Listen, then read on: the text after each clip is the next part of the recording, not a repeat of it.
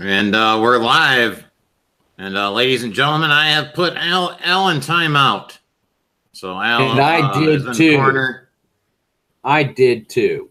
Yep, he muted Chris, and that's what happened here. So Al has been put in the detention block AA-23.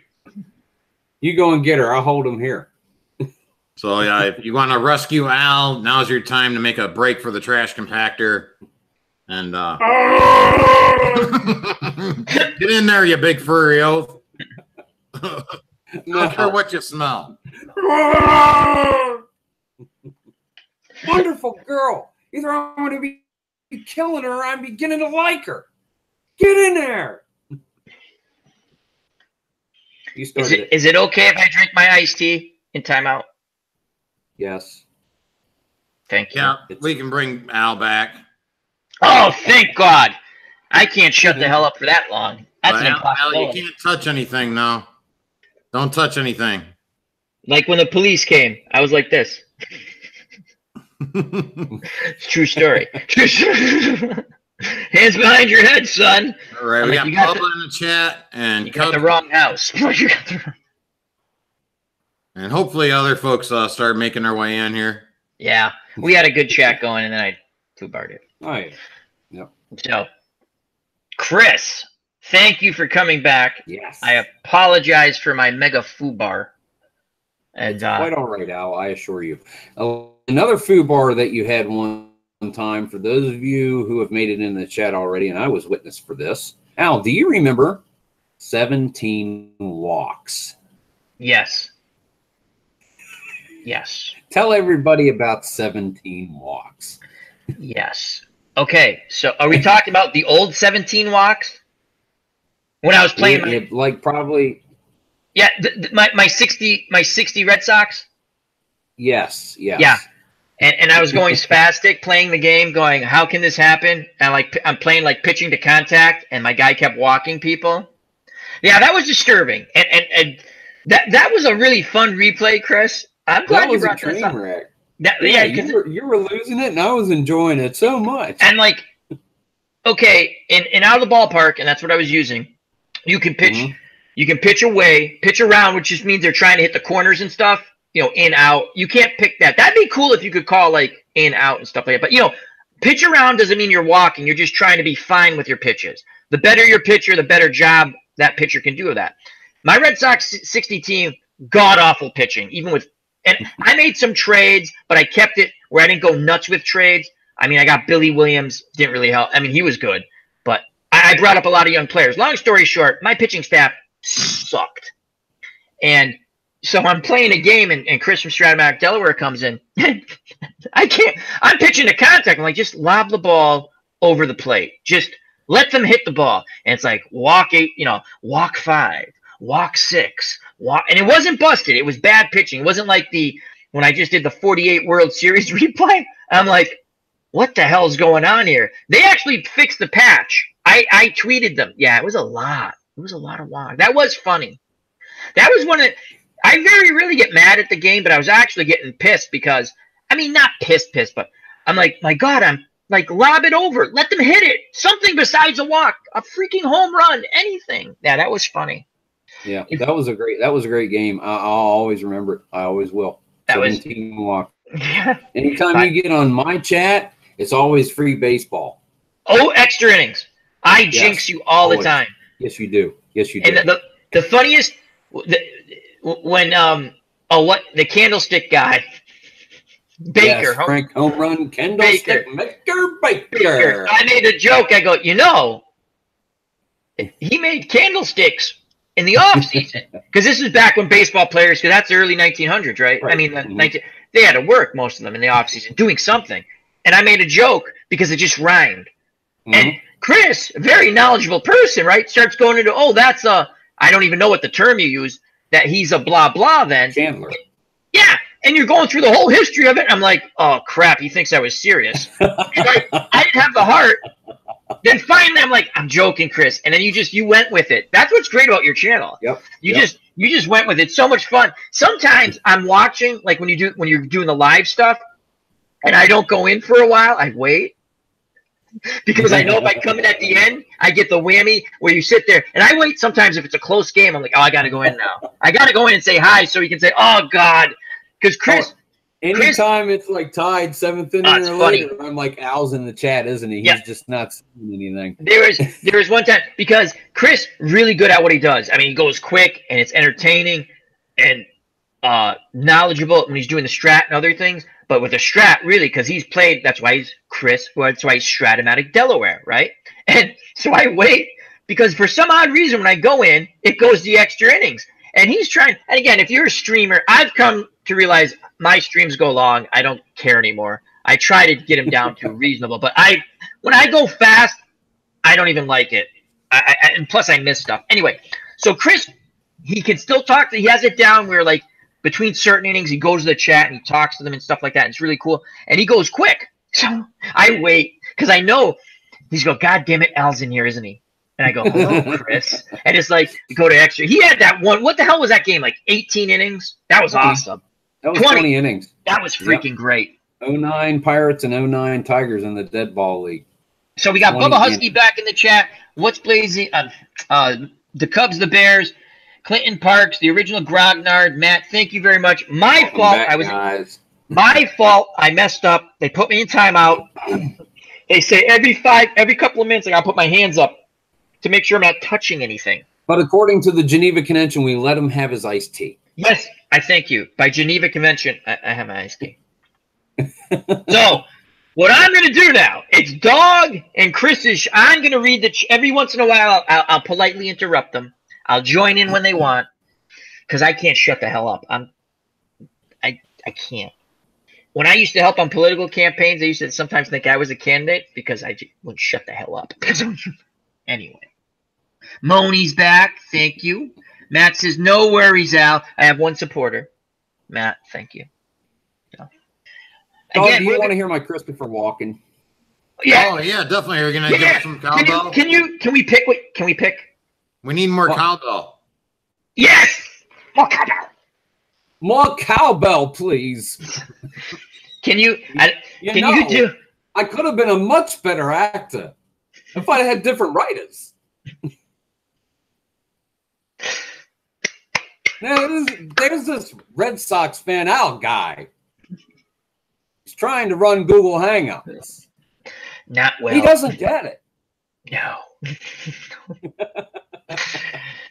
Here's a good idea. Let's just take the person out and bring him back in. Doesn't work. Don't do it. Don't do it. Again, and now I'm going to shut up. I got so pissed at myself, I had to close it down because I could not get my friend Chris back in here. And poor Dawg, who did a wonderful job holding down the fort, we'll say. Thank you, did a great job. Thank you, Dawg. So we're back up to 10 viewers. So that's awesome. So it's going to be, again, to the chat, open forum for Dawg and Chris. And I'm going to read out the chat, and I'll jump in occasionally. So what do you want? Just tell them what you guys want, and we'll do like we normally do.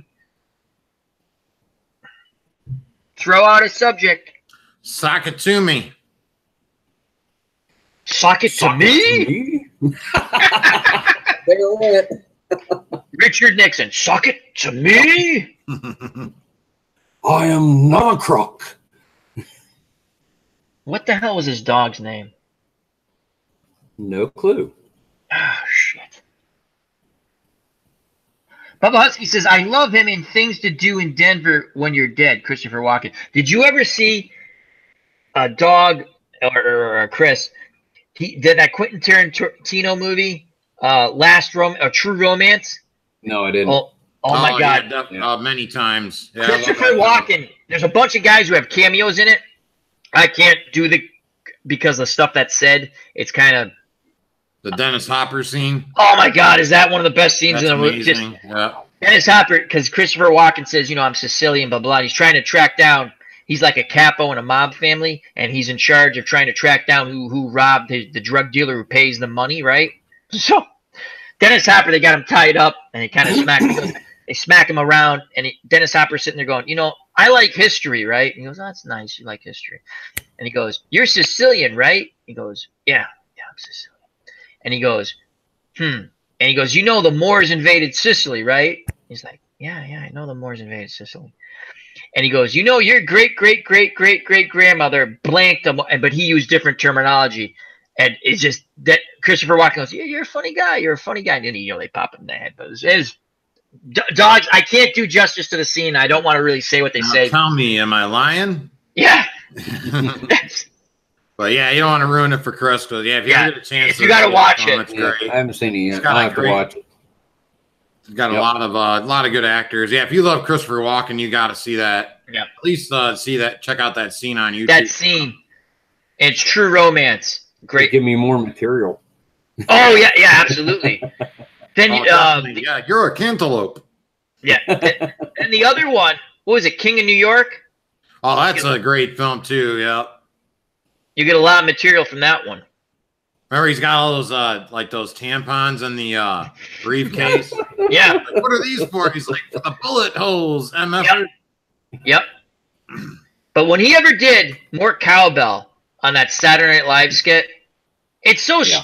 It's like stupid, but it's funny. It's not stupid's not the right word, but you didn't expect that. It's like, you know what this needs, and I can't do Christopher Walken. It needs more cowbell. More cowbell. Herb Pilgrim says, Christopher Walken, one of my favorite actors. Remember the Deer Slayer? Oh, yeah. Deer Hunter. It was Deer Hunter, I think. Yeah, definitely remember that one. I just got that about a month, couple months ago. Actor in a supporting role. That's Deer Hunter, not Deer. Yep. I think he's talking about Deer Hunter. Yeah, the Deer Hunter. With Bobby De Niro. Yeah, when they're playing Russian roulette. Yeah. Mm-hmm. Was Christopher Walken the one who went? Was Christopher who went nuts and stayed? Yes. Okay. I haven't seen that in a long time. That was great soundtrack. Moni's never seen the Deer Hunter. Oh wow. Really? Who hasn't seen the Deer Hunter in this chat? You need to see that. I wish we could all watch it together. I'd make us all watch it right now. Oh, we're gonna set up Chris, Strat, Delaware. We're gonna do a Discord for all of us, right?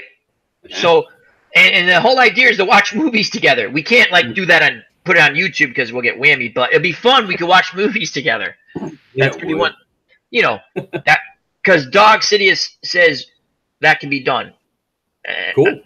So we're gonna set up a and that goes out to the chat. We're gonna be doing a Discord at some point. It's gonna be for all of our channels. I don't know how to do it, but they're not gonna let me touch anything. Yeah, we can start up. We could really start up our own Discord channel. Like a group Discord, though, right? What's that? Now, Discord means anyone can join that we want. Not that is exclusive, but say if Chris is doing something and he wants to put the link in Discord, I believe we want Chris to put the same thing with anybody. We want to promote our friends, and if we're having a movie night, that's more of a goofy. They want to join in the Discord chat. Yeah, exactly. Yeah. Okay. Yeah. Bubba Husky says, we're going to watch Gladiator movies. He's back on that Gladiator thing. Demetrius and the Gladiators. Demetrius and the Gladiator. Billy, do you like Gladiator movies, Billy? Billy, do you like Gladiator movies? We were doing that last night. The airplane. When they had Robert Stack as the pilot. And Robert Stack is scary, meaning he keeps asking Billy inappropriate questions. Is that a boy dog, Billy?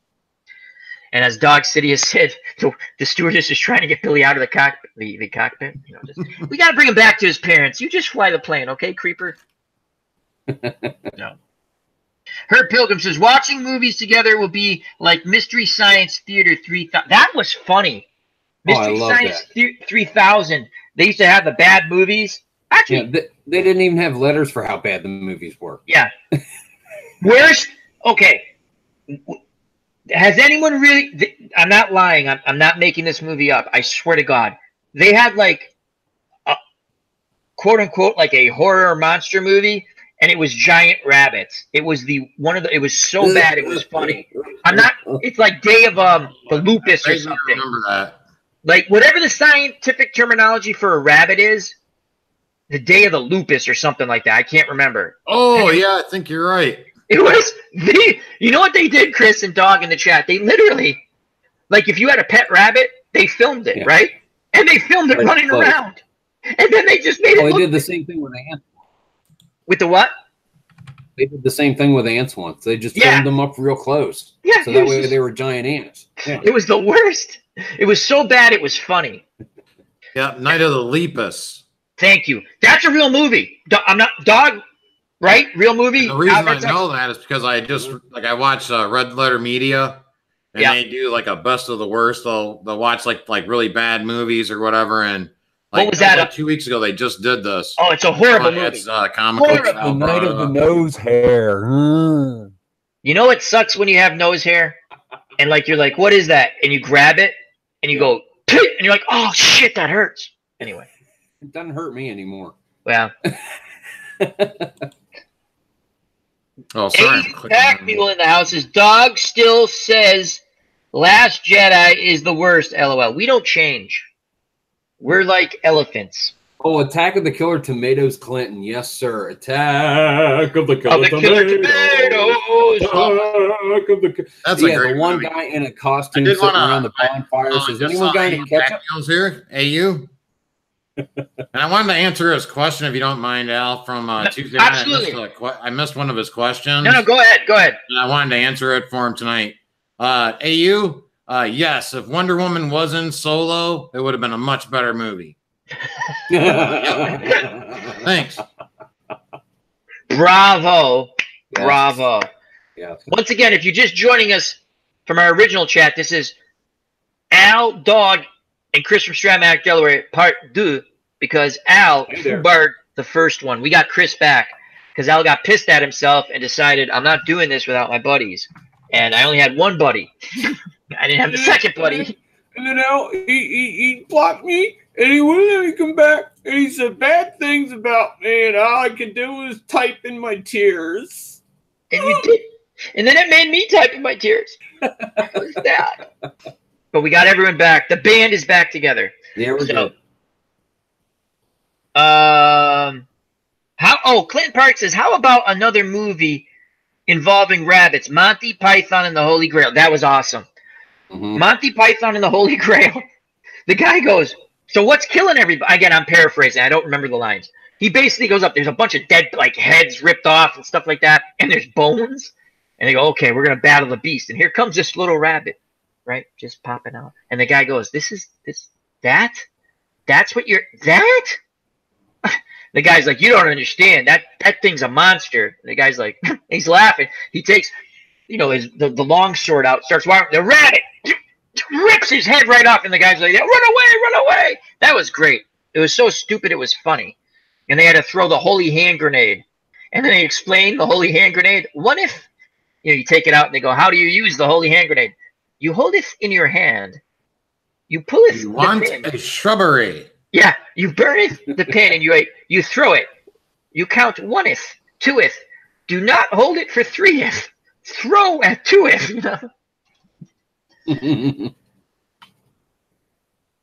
As Bubba Husky says, Al Delaware, Red Sox fan, you should be ashamed of yourself. Kill the rabbit. Kill the rabbit. Ho, ho, ho, ho. Moni G. As AU Pac says, love you guys. We love you too. The Knights of Knee. They would go nuts when he said knee. Funniest. There was a scene in Holy Grail where one of the knights goes to like a convent or something, and the women don't want him to go. And they're like, spank me next. I was bad. Because the guy's like, you've all sinned. I have to spank. And he was like the straight-laced guy. He didn't even realize what they want. Oh, spank me next. That was funny. Fanomatic says, this is awesome. He's been drinking, huh? Thank you for joining us, Fanomatic. The Crawling Eye. The Crawling Eye. I remember the brain that wouldn't die, but I don't remember the Crawling Eye. That rhymed. I gotta look that one up. I don't remember that. I remember It. I think it was called It. It was like a hand. Like the guy's hand got chopped off. There's just always wandering You're around. talking about in the Addams Family? Oh, that was the Addams It? Family. No, there's like. Or no, that He was ra- Thing. They remade My bad. They remade the movie with Michael Caine, and it was this hand. Some guy's hand got chopped off and was killing people, just like crawling around like a spider. Michael Caine's hand? I don't think it was his hand. I can't remember, but he was in the movie, the remake. They had a black and white version. I'll tell you what scared me as a kid. Monster Week, and they had the Incredible Shrinking Man, and at the end, he got stuck in a spider web, and a spider's coming, and he's going, kill me, and the guy took the rock and just, I was like, oh, man, he just smushed the spider and the guy all in once. That was rough. 1958's The Crawling Eye. That has to be god-awful. What does that look like? AU Pac-Man says Red Dawn. I saw that, and I've got an awesome Red Dawn story. One of our customers at the store, paint and body guy, he comes in, and comes in like 25 years ago, comes into the store. His shoes are untied. He says, you know what it is? It's a commie plot. And my store manager, Randy, starts in with like, yeah, just like in Red Dawn, imagine if all the Russians parachuted out of the sky and all of our resistance guys, they start running, but the bootstraps are too long and they trip. Boom, everybody's dead. It's a commie plot, just like in Red Dawn.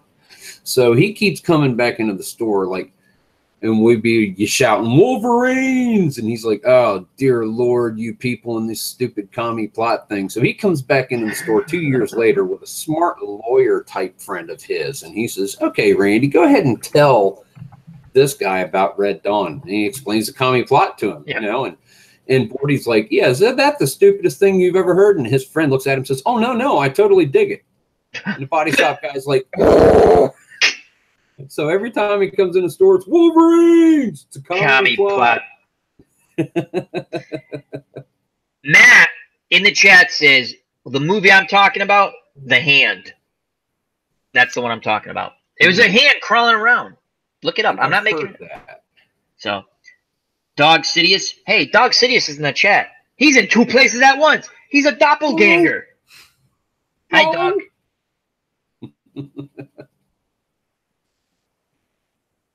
Patrick Swayze. Roadhouse. Yes.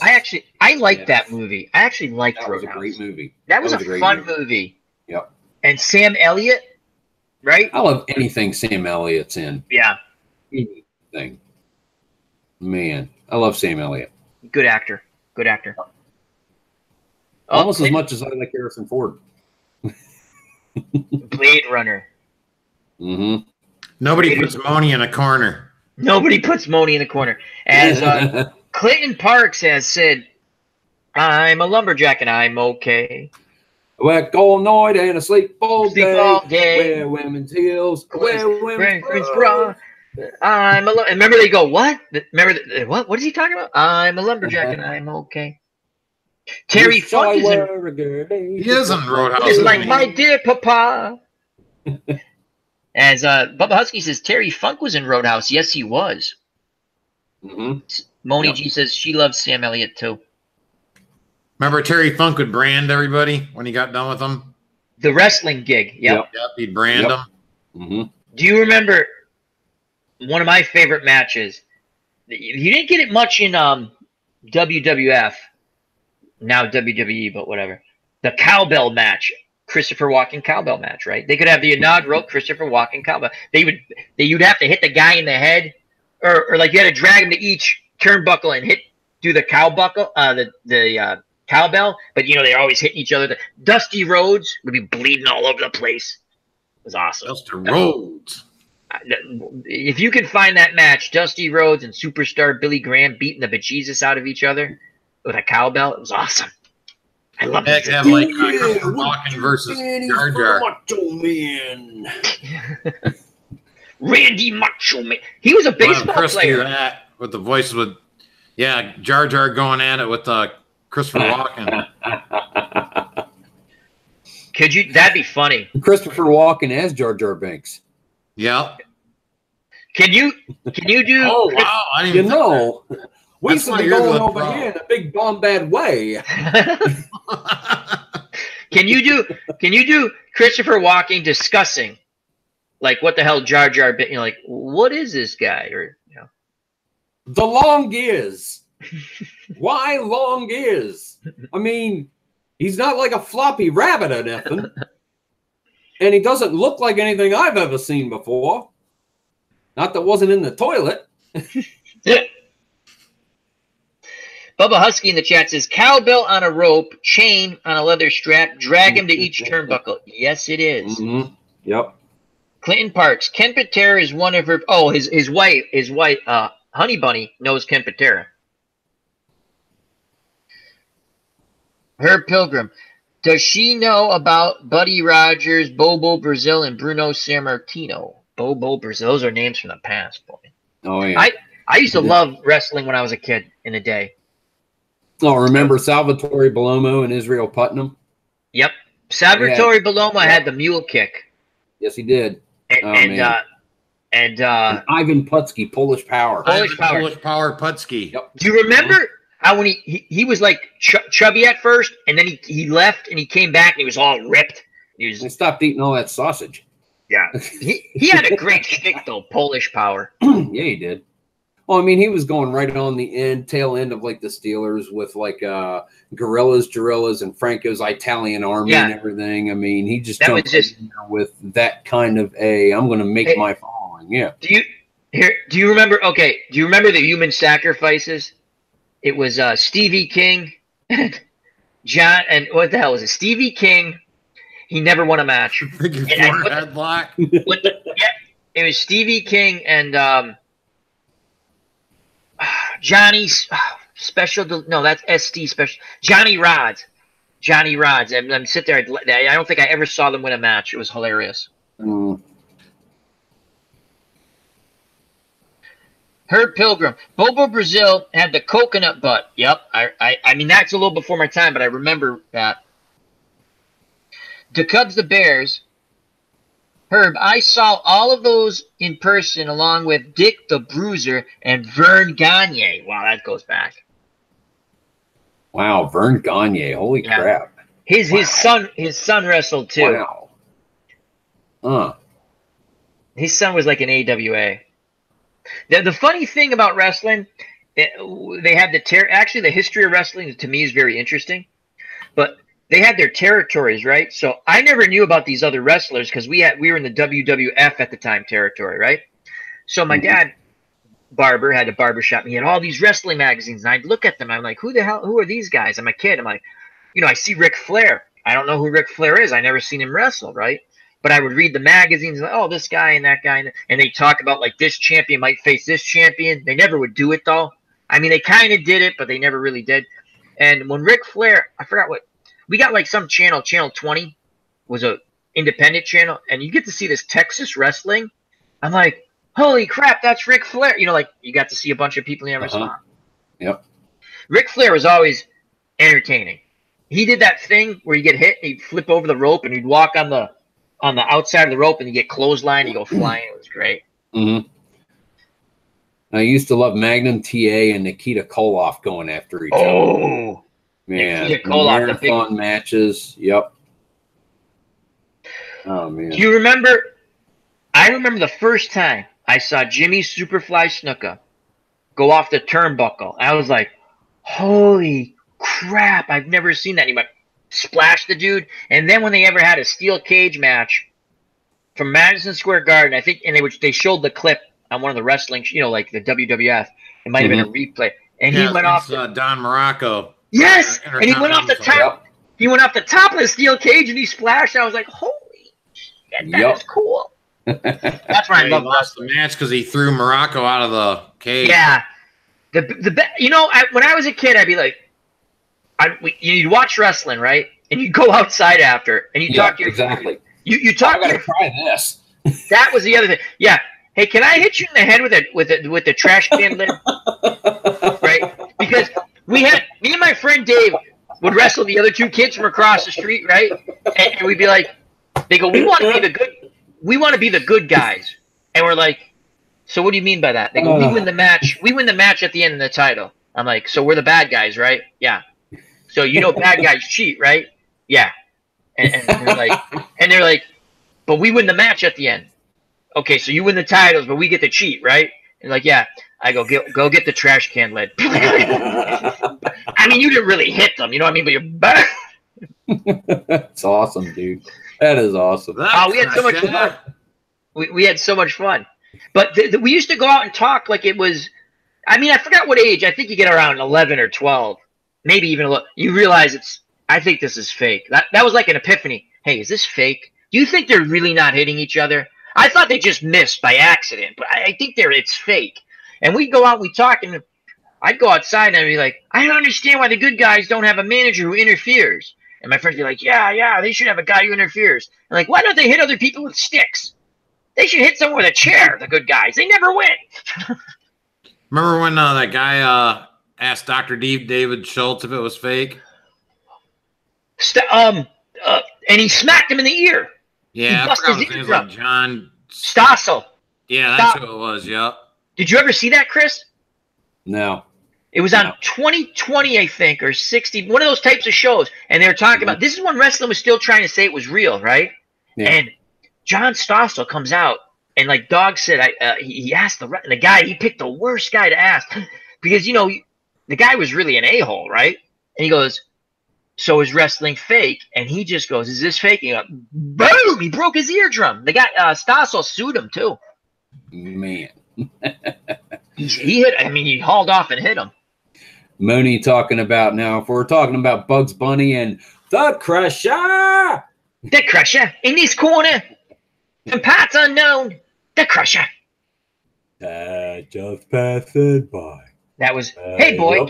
Just passing by. Do you remember when he goes, hey, boy, and he gives him the slingshot? Hold this for me. He launches a boulder at him. Let me just, just lay down. You look tired. Let me pin your shoulders to the mat. Just lay down. Relax. Just passing by. Those are some fun cartoons. Moni's not a big wrestling fan, apparently. She's not a big wrestling fan? I don't think so. Cauliflower. We're giving her vertigo talking about wrestling. Jake LaMotta. I got a wild Jake LaMotta story, but I won't tell it here. Inappropriate? Kinda. How inappropriate? Well, I kind of Tell it. Wait. Okay, let's wait. Chris, do you want to hear the Jake LaMotta story? I was a few sheets to the wind once, and I went to this restroom, and Jake LaMotta was standing right next to me, and yeah, I kind of missed. And yeah, got a little on his shoes, and I just looked at him. And he looked at me, and then that was it. It was. That's too funny. He was like 85 years old or something like that, and I was kind of a big guy then, you know. So, but he was there to like sign autographs and stuff there. Yeah, it was a autograph thing. Well, I was like, man, he's like one of my all-time heroes and stuff. And you peed on his foot. Like, man, I was plastered. I got drunk at a urinal story also. Okay, go ahead. Buddy of mine was in a band, and it's during the break between sets, and you know, we end up in there next to each other at the same time, and I look at him, and I'm like, you know, I haven't seen it in like 5 years. And he looks at me and says, well, maybe you ought to dye it. I said, why? What color is it now? Yeah. We were at a bar, and we're dancing, right? Years ago. And they kept feeding this girl drinks, right? Not on purpose, actually. It's just you're being polite, you're buying drinks. And I'm like, so I go to her, I go, maybe you should not drink. I think she's doing this, when you're standing there and you're doing the rock. Not the room, lady. Exactly. So she's doing that, right? And she goes,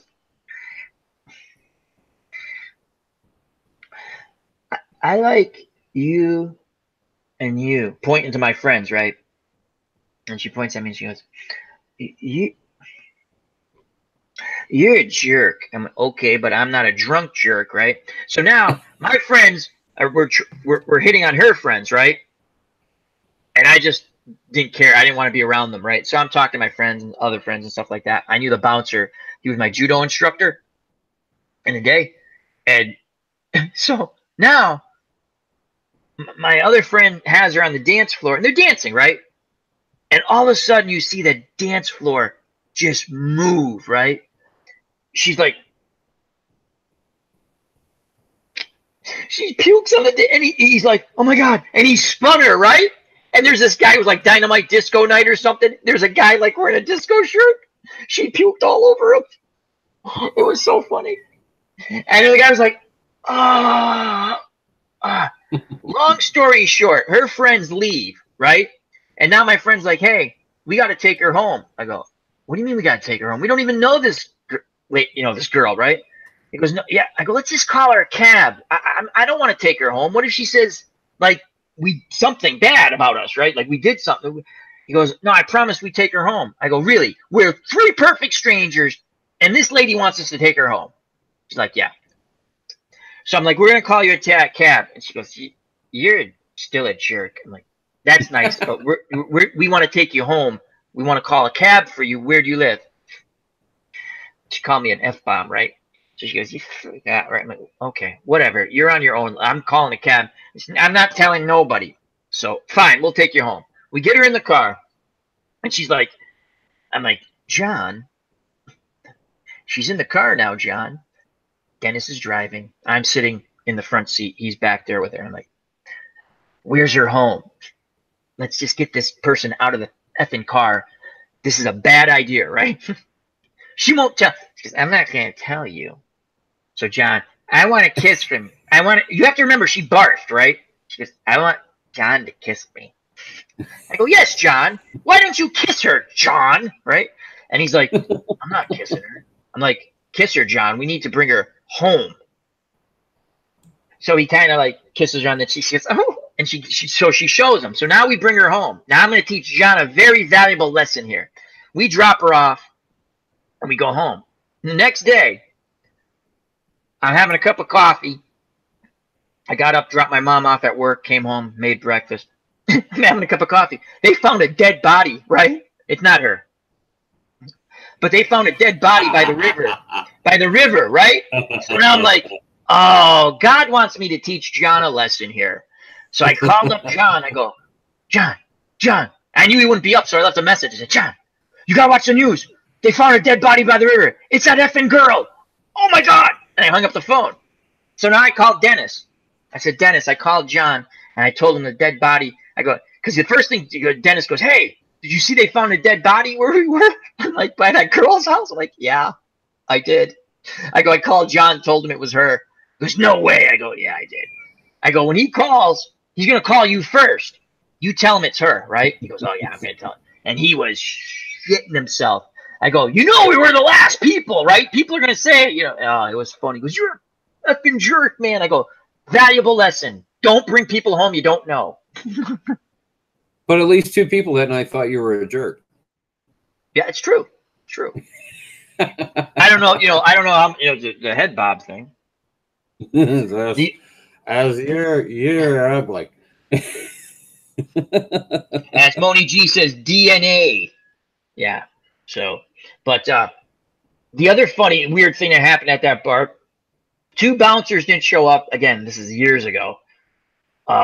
My judo, like I said, my judo instructor was the head bouncer, and he asked my friend John, different John, I have a few Johns who are friends, and he goes, hey guys, the other guys aren't showing up that I called till later. And normally this bar had no trouble, but they had a younger band coming in, right? Which brought in a little younger crowd. And so we're like, okay, yeah, we'll help you bounce, right? I was in much better shape then too. And so the college kids come in, and now you have a mixture of the college kids, the older crowd, and now the college kids are hitting on like all the older women, right? And the band's up there, and the guy must have been hitting on like the lead singer's mother or something, right? And she's like, no, I'm good. And the guy grabbed her. The lead singer came off a bra. We threw guys out. It was awesome. You never seen a guy like the college kids are all tough, right? And then the first guy you take out, they turtled. It was hilarious. I'm like, you might be bigger than me, but you know what? I know like 4 things of judo that you don't know, and I can annihilate you. Grant you, they were the only 4 things I knew, but they didn't know any. So that was pretty funny. That's about my bar stories. That's all. Dawg, tell us another bar story.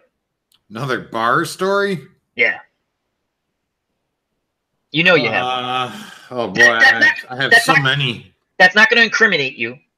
Oh, all right. Blind man walks into a bar. Oh, That Christopher had to hurt. Walken. Christopher Walken with a bar story. Now, a little bit of dice. Blind man walks into a bar. Ooh, that had to hurt. I saw him at Paramount Theater in the city I live in, and he did the he was funny. He did the Hickory Dickory Dock and all that crap. It was funny. Speaking of, has anybody seen movies? Yes. Brain Smasher, A Love Story. Brain Smasher, Love Story. Is that real? Yes, Dice, Terry Hatcher was in it, a couple of others, and it was about a whole bunch of Chinese martial arts kind of guys, and they kept calling them ninjas, and the lead ninja guys like, we are not ninja.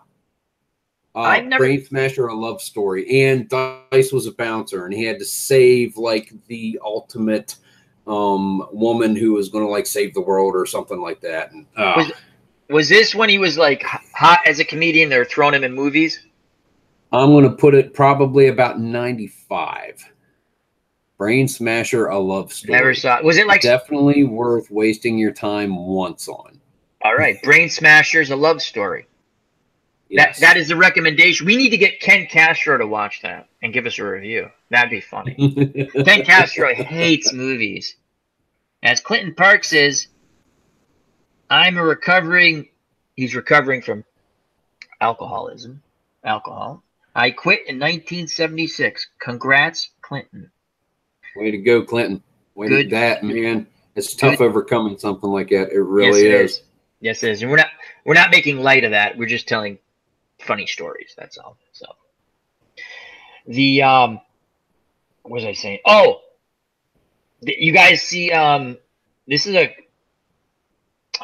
what the hell is it? Big Trouble in Little China. Oh yes. Awesome. Oh, yes. Dog, you've seen that? Yeah, I you know what? I just saw that one recently, like maybe about a month ago, because I hadn't really ever watched it all the way through. Oh, that's another one of those good popcorn flicks. You know, just like I'm when the bullets are flying and the rain's coming down in sheets thick as lead. Yep.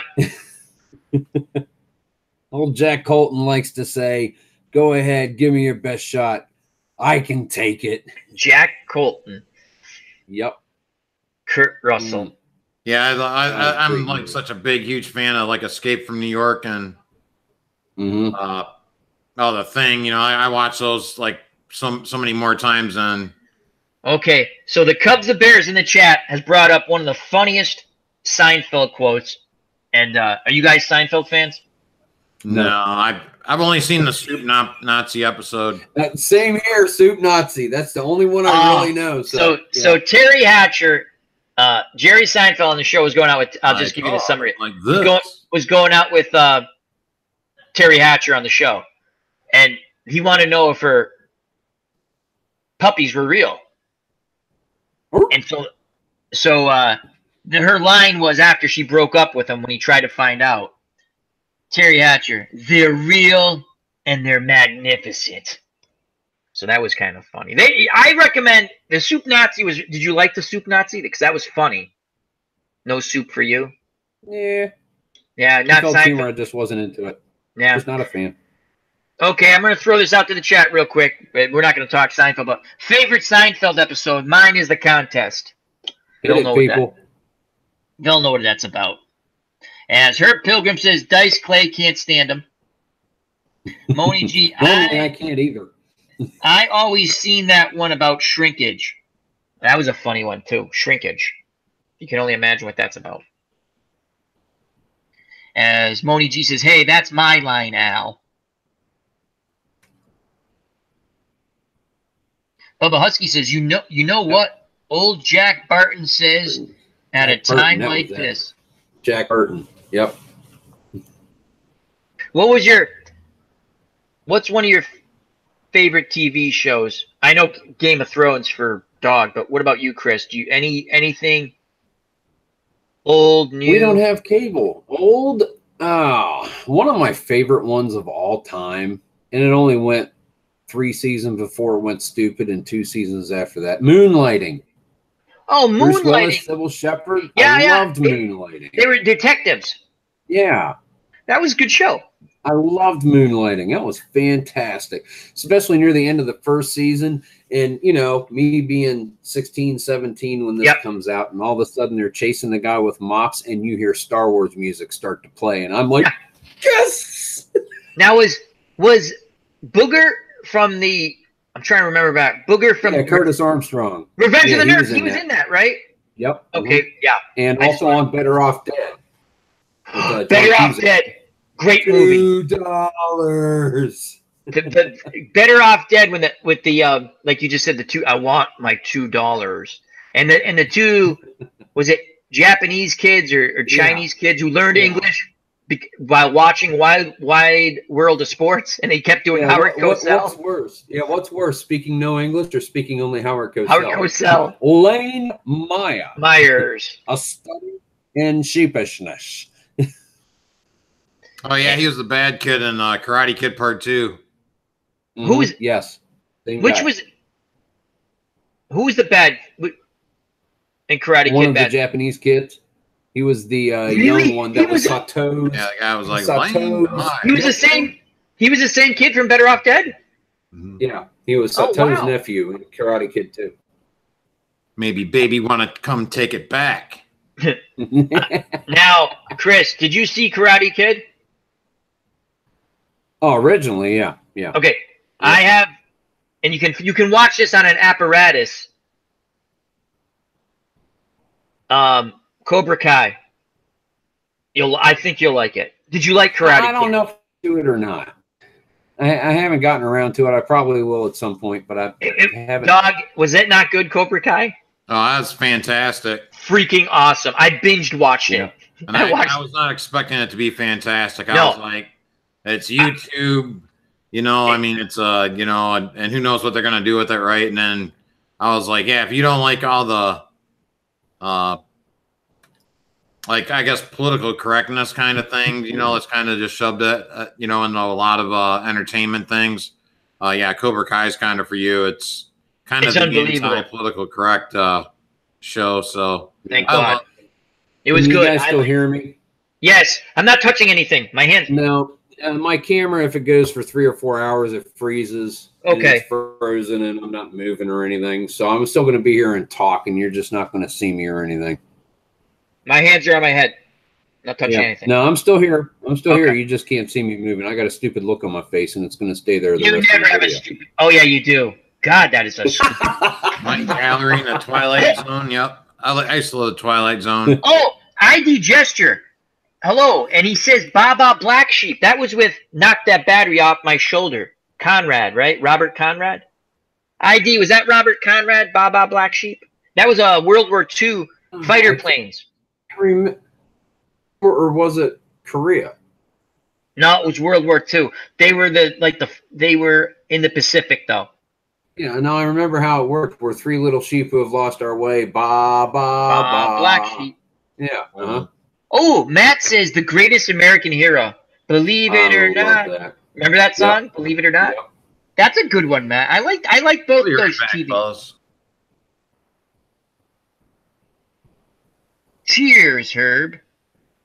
I don't know if Moni means cheers the show, but Night Gallery and Twilight Zone. Oh, what about very similar to Night Gallery? Night Stalker. 1 season, mid-70s, and it's with the guy who was the father on Christmas Story. Do you remember? I remember something like that. Kinda. It was pretty good. Fred, it must be Italian. Fred Chile. He played the Night Stalker. He was a reporter. And again, it was cheesy. It's the 70s, but I liked it. Darren McGavin. Yes. You know, they fight werewolves and all kinds of supernatural things, and no one would believe him. As the Cubs of Bears says, Kolchak, Night Stalker. The original Grognard, Kolchak, Night Stalker. We're going to try to get the original Grognard on next week. That'd be cool. And everyone can, like, you guys, obviously. And we're going to be on Dawg's channel, so I should maybe, you know, Dawg. I'm sorry, Dawg. I forgot. We're going to be over on Dawg's channel next week, right? Yeah, I'm thinking like maybe Saturday night if you're down. So So then when we come back to my channel, or if we do Chris's, when we come back to my channel, it will have original Grognard on with us. Unless you guys want to. I don't want to, it's your shield. Barney Miller. Loved Barney Miller. Yep. Bubba Husky, Cheers is top notch. I love Cheers. What was your favorite Cheers episode? Or one of them? I mean, when I say favorite, it doesn't have to be. Which one? I like the one when they Coach and Sam bet against the Celtics, and they went outside and they thought they were crying, and they're like, because they won a ton of money because they bet against the Celtics, because they had a guy who used to come in the bar and he was like a statistician, like he was really good with numbers. Yeah. They go, what do you got for us? And he goes, the Celtics aren't going to win. He goes, you're full of crap, right? And he's like, well, they didn't say crap, but you know what I mean? And they're like, he goes, no. He goes, when this happens, and he's like telling them all this stuff. He goes, they never win. And he showed them, right? They never win. And so they bet against the Celtics, and they're watching the game, and they're like pretending to be, and they went outside. They go, look how upset they are. They're jumping up and down. I remember that one. One of the ones they had that rival bar, and Gary was the head bartender, and they kept trying to out-prank each other. Oh, that was a good one. This one time, he wants to, we beat you at the softball game. I want to show you we're not sore winners or anything, so we're going to send Wade Boggs over to your bar. So Wade Boggs comes in, and they're like, oh, yeah, okay, Mr. Boggs, blah, blah, this, that. Yeah, you're not Wade Boggs. And they Wade Boggs. Him, right? So, yes. They leave the bar, and they're like, wow, he really did look a lot like Wade Boggs. Yep. And then Ken Castro has joined us, and now Ken says, now, TV Now, boys, just jumped in. Sorry. All right, we got to talk about – Ken, throw out a subject. Come on, Ken. Throw a subject out. We want you to throw a subject out, and we'll talk about it. Poor Ken. Come on, Ken. You can do it. Moni G says, Coach or Woody? Coach. Coach. I think I'd go with Coach there. Yeah. Coach. So we're waiting for a subject from Ken Castro. Come on, Kenny Castro. Come on, Kenny. Ken, how goes your replays?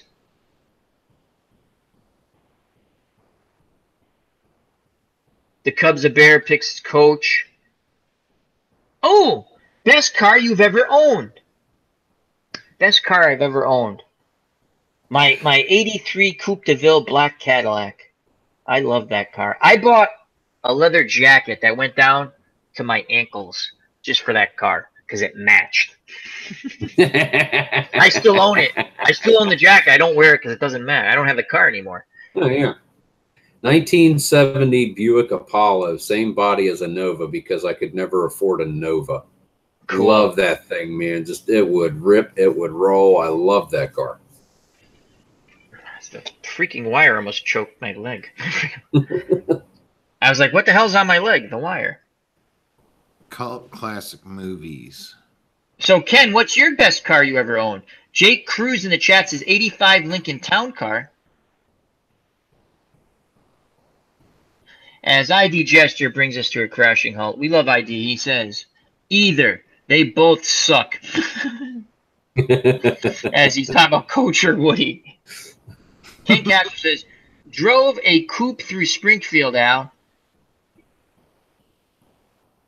You thug back in the day. Yeah, I did. I have a coupe. I had a Coupe de Ville. It was the doors were only 2 doors though, right? So the doors like really, like a Cadillac usually had 4 doors and it had 2. It was like sharks, just like. So I love that car. White wall tires. It was awesome. That was cool. I love my car. Then it broke down and it died. That was a good question. But Ken, what was your car? What was your favorite car, Ken? 260Z Little Rocket, Ken says.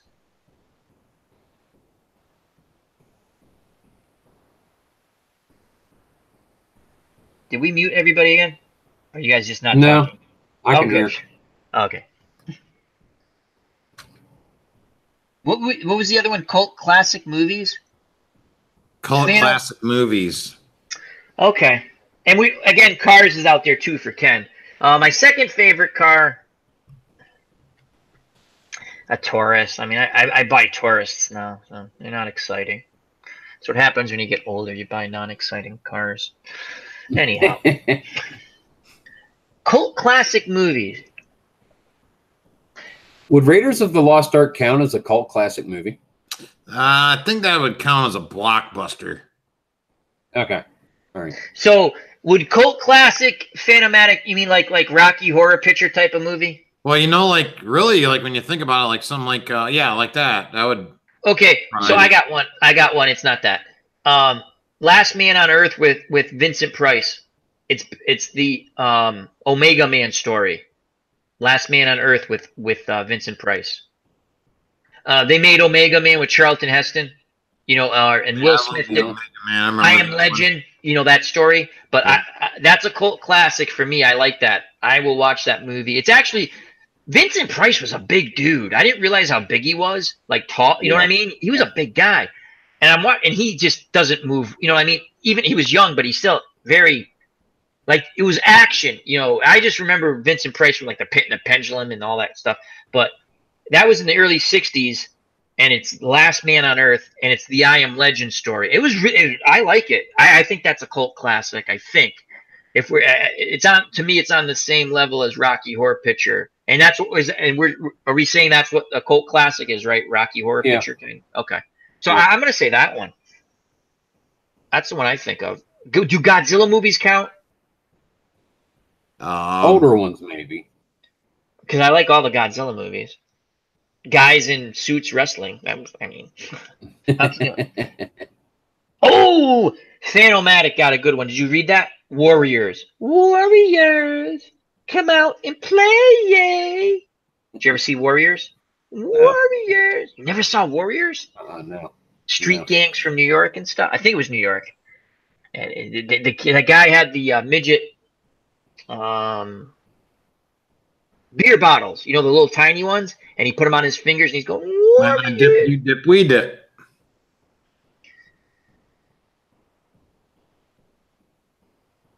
Boondock Saints, that's a good one. That's a cult classic. Boondock Saints has the guy from Walking Dead, who I can't think of his name. Oh, Boy and His Dog with Don Johnson, and he eats his girlfriend at the end. Well, not, no pun intended.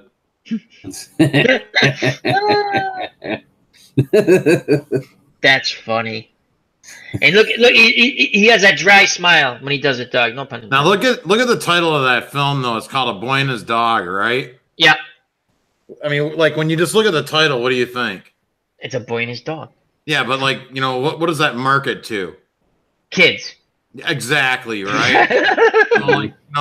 The first time I see this film, my mother's friend is like, Johnny and the little guy, my brother Derek, right, should go off and check out the movie I picked up. It's a kids movie, A Boy and His Dog, right? And it was. I'm like watching this with my brother who's like 7 or something. I'm like, and I'm almost like mortified at the time, like 13, 14 or something, right? And I'm like, that wasn't a kid's movie. We gotta stop watching this, there, buddy. Yep. So that was my Boy and His Dog experience. Ben Hogan's jumped in the chat, not the golfer. At least I don't think. He says, did it to catch someone and give them a ticket, LOL. I missed something up top. So. Oh, and ID Gesture says, Monty Python, The Holy Grail. Do you consider that a cult classic? I think so. I would. You would? Okay. It's a certain. I would consider it's a certain area of fandom that's going to go for it. It's not going to be widespread like a blockbuster. It's going to be certain freaky people that are going to absolutely love these kinds of movies. I'm one of them. I like Monty Python. Oh yeah. Then ID Gesture says Friday the 13th. That's a slasher. That's a horror movie. The Thing. That's mine.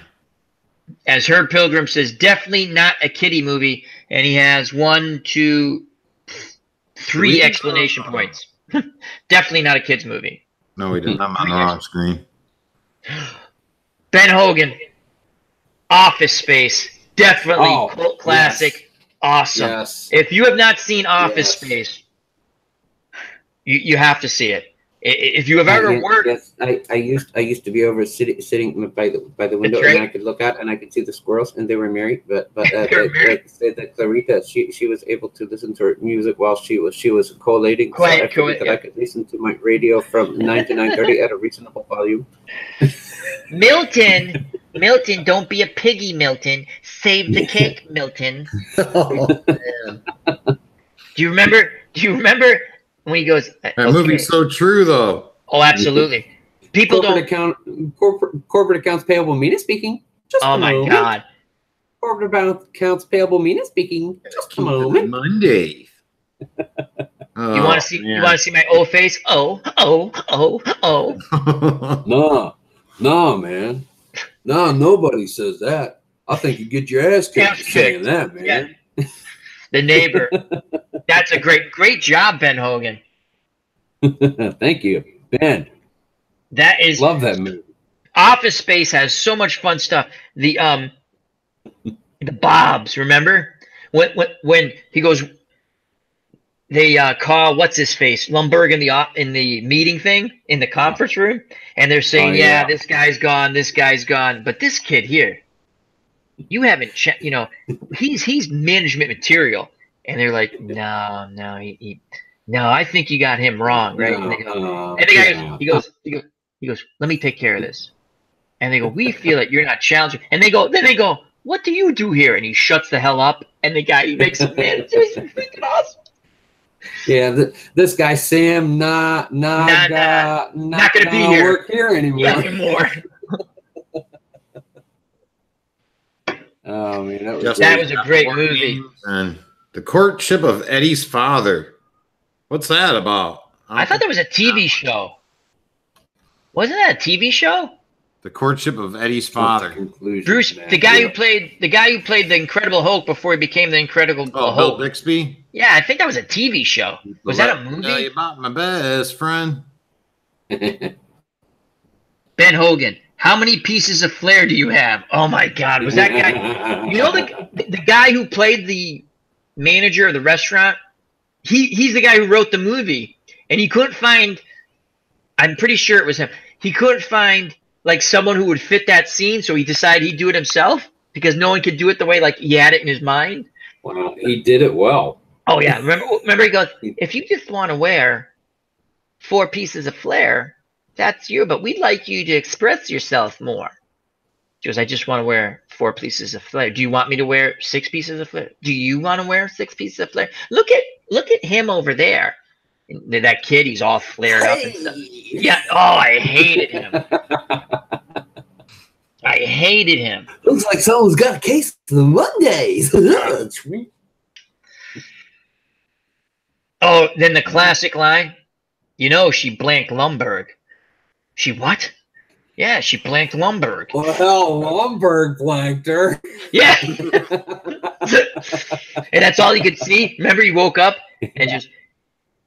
Oh, how about when he went to the hypnotist and the guy died, and he was like in his happy place and he wouldn't show up for work, and then his girlfriend calls and she goes, and by the way, I am cheating on you. I hated her too. Great movie. Oh man, that is like one of the best movies. That is a great one. That's like the ultimate cult classic. There's so many funny, and when Dawg Sidious says that's true, like if you've ever worked in an office environment or just anywhere where you work with people, that's not like, oh my God, you have these people who are just mind-boggling, and you're like, wow. Then they don't have to work in an office to want to be able to destroy your printer. Exactly. Ferris Bueller. Yes, Ferris Bueller. Oh man. Hey, do you speak English? Another movie with a Star Wars Easter egg in the Ferrari. What country you think this is? Alan Shaw from across the pond has joined us, and it's 6:08. Welcome. 6:08 a.m. in the UK, as you're 5 hours ahead. Best worst movie. Best worst movie. I'm going with Flash Gordon. Oh yes, yes. I've actually got I the agree. final I agree. way from Amazon. It'll be here in a couple of days. I haven't seen it in years, but yes, best worst movie. Flash Yeah. Gordon was awesome. They did it so. Did Queen do that song? Oh yeah, They did That the was whole awesome. soundtrack. That was They did awesome. the whole soundtrack. They did the whole. That was. I love that the movie. actors that were in it. Timothy Dalton was in it. Topol was in it. Yep. Max von Sydow. All good actors. Boss Boss Nass Nass. or Boss Yeah. Nass. Yeah, Brian Blessed. Yeah. That's great. Actors were in it. Flash. I'm in total agreement. That I love that movie. I saw that.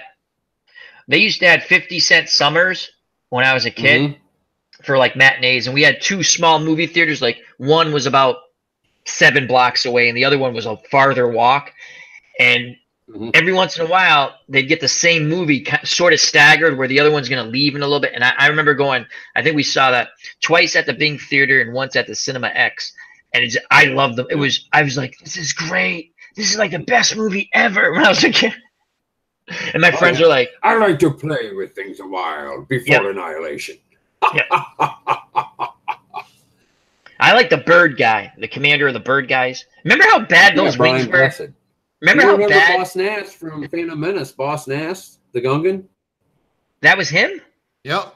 Oh wow, I didn't know that. Yeah, the Hawkman.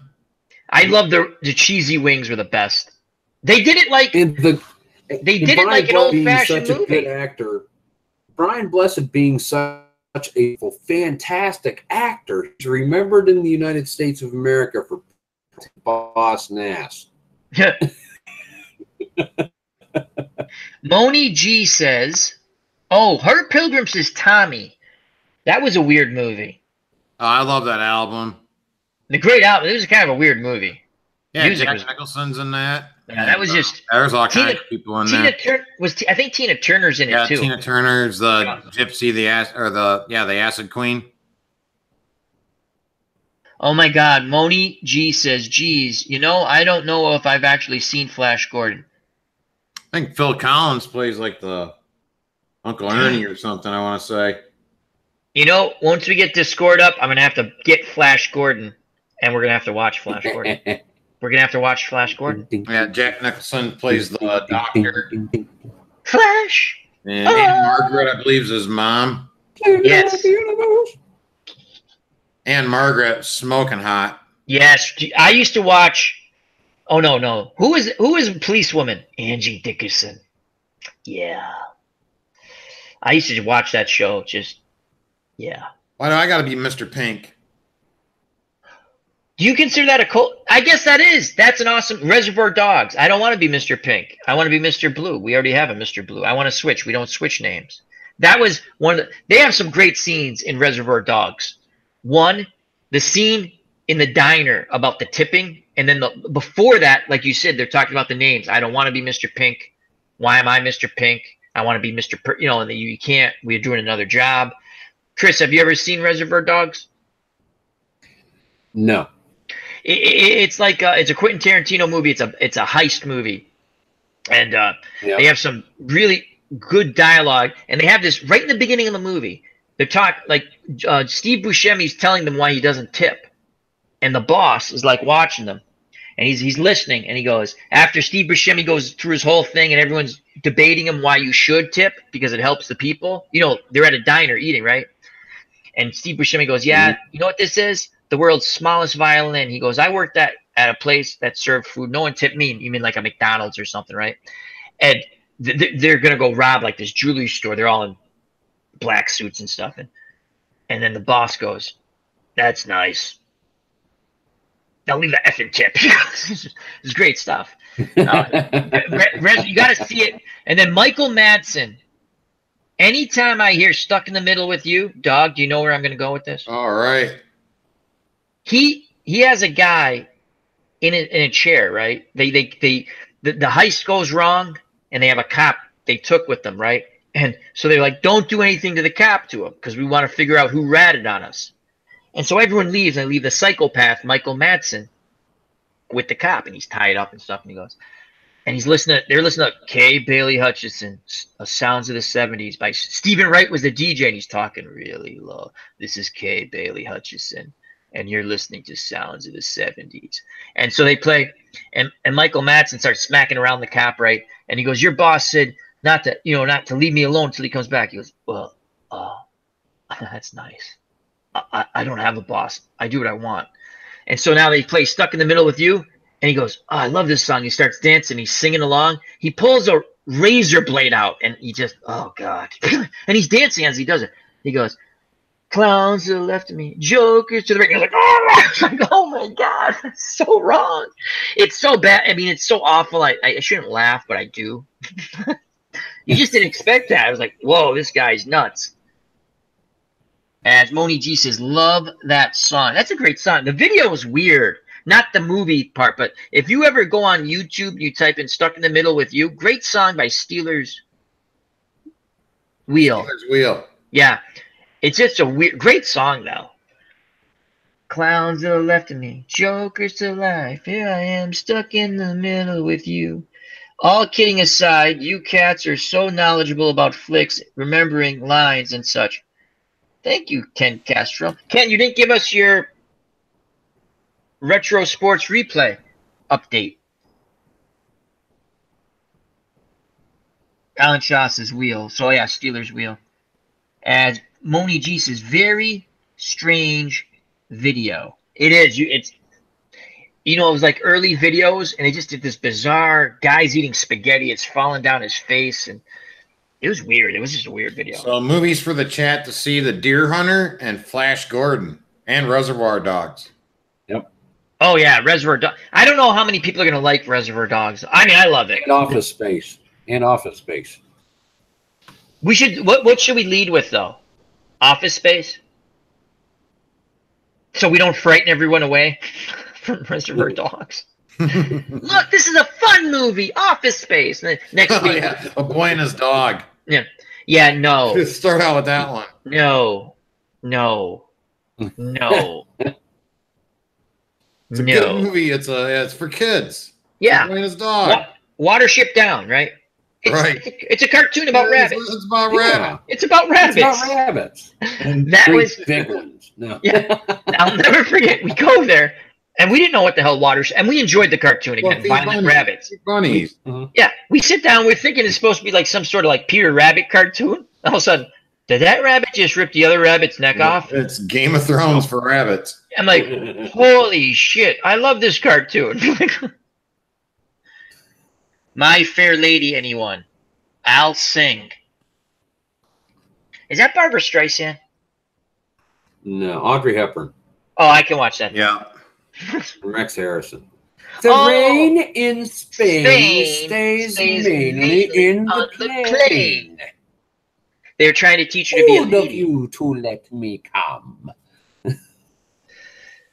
Excellent. Who Yeah. would have thought? And Who would have thought Chris from Stratamatic, Delaware, could quote scenes from My Fair Lady? my mama was a good mama.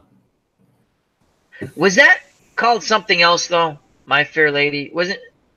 No, My Fair Lady. Did they do a similar movie? Broadway and the movie. Yeah, it was Broadway and the movie. It was Audrey Hepburn and Rex Harrison. Are you thinking of a Hello Dolly or something? No, they was similar to Panda. I can't remember. Itinerary Hobbyist has joined us. Check out his wonderful channel, Military Strategy. Says, "What's up, Al? You've mentioned a lot of good movies. I would go with Monty Python." So Got a few of those tonight. That one. Yeah, Monty Python. Well, it might be our cult classic winner. So if we have to, we're gonna get this. We're gonna get this scored up at some point because Dawg Sidious knows how to do it, and Chris probably knows how to do it too, and we'll figure it out. But what movie? We've had a few, and we're not gonna do A Boy and His Dog. No. Holy Grail. Holy Grail's funny though. That's a good choice for the first movie. Rushmore. Ooh, Rushmore. Bill Murray. The kid, he's like in a rock band. I can't remember, but Rushmore. Bill Murray's battling with this kid to get this teacher's love. Great. Again, you either hate that movie or I love the movie. There's no in between. It's funny. My brother's like, I hate that movie. I'm like, I love that movie. Rushmore. That's a good choice. That is definitely a cult classic. Bill Murray. I can't think of that kid's name. Anything by Wes Anderson. Moni G. What about Bob? Oh, I can't think of that kid's name. Oh man, I love Boogie Nights. As the Cubs of Bear says, Al, you know you want to see Boogie Nights. Absolutely. That was a great movie. Might be some uncomfortable scenes, but great movie. I could watch Roller Girl over and over again, but that's just me. Anyway. His name is Brock Landers. Brock. Oh, they did the super. I mean, the spy. That was too. Jason. Okay. Itinerary Hobby says Jason Schwartzman is the kid. Yeah. Rushmore is another. That's a good one. I like Rushmore. And then the people who made Rushmore made a couple of similar movies. Oh, what about this? You ever see Best in Show? Where they spoofed the dog show with Eugene Levy and just a ton of lower level type of comedic actors. LMR's in the house. LMR. Hi, LMR. How are you? Thank you for joining us. And remember, before I forget, check out the friends of the channel on the page. And also, if you're not subscribed to Dawg Sidious or Stratomatic Delaware, Dawg Sidious, wonderful, all things Star Wars and entertainment. Stratomatic Delaware with Chris. Retro Sports, Card and Dice. They're fun channels. You might not think, and you shouldn't think this way, yeah, oh, that's not something I'm interested in. Check it out. Give them a subscribe. Check it out. Maybe you don't want to check it out every day, but you should. And check it out. Give them a subscribe. Check out a video. Give them a thumbs up. Let's all help out our friends in the community.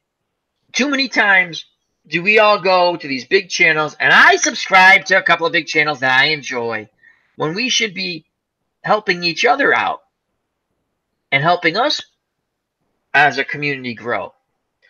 So, Spinal Tap, Ben Hogan. Yes. Oh, Lord. Wow. I haven't seen that in about 15 years. I haven't seen that in years. I kind of like the Flash Gordon, though, Chris. And I kind of...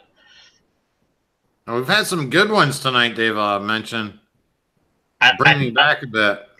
Right now, I'm leaning Flash Gordon, Office Space. I like Reservoir Dogs, too, but I don't know how many... Flash Gordon would be a horrible one to start with. Horrible as it will have a... I got to ease into it next time. You got to what? Yeah. I got to ease into it next time. Just keep right out playing with Flash Gordon. I loved Flash Gordon. Oh, I think when I was a kid, I did too. I thought it was one of the best movies I've ever seen. I mean, I know it's cheesy, but... As Itinerary Hobbyist says, Flash Gordon, I was in love with Ming's daughter. Who wasn't in love with Ming's daughter? You'd be like... I was too, man. Me too. I was like, you want to what? Tie me up? Okay. I loved Ming's daughter. She was a bit different.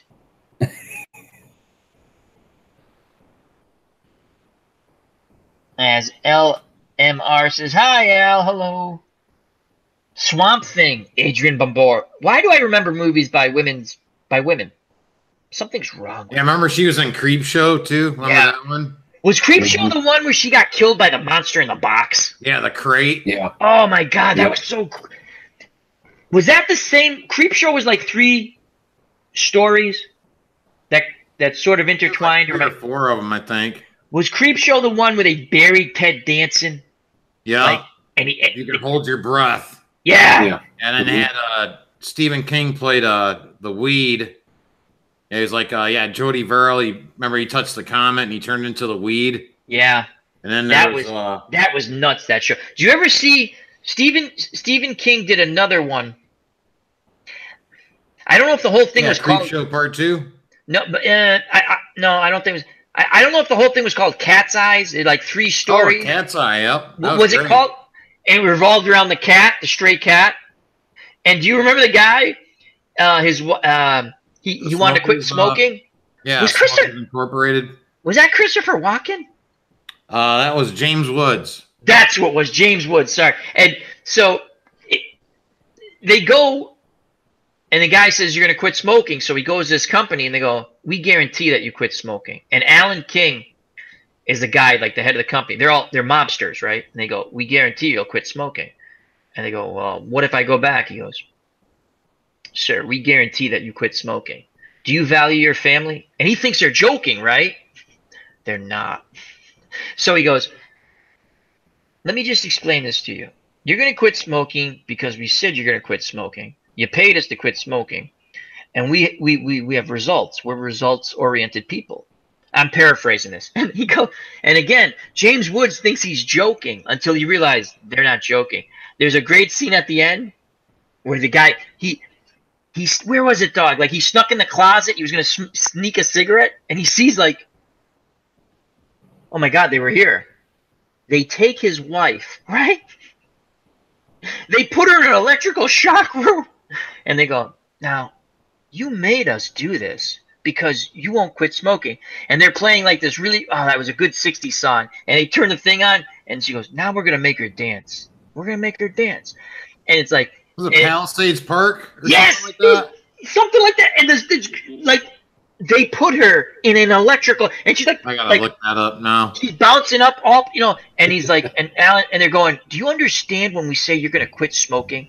So he quits smoking, right?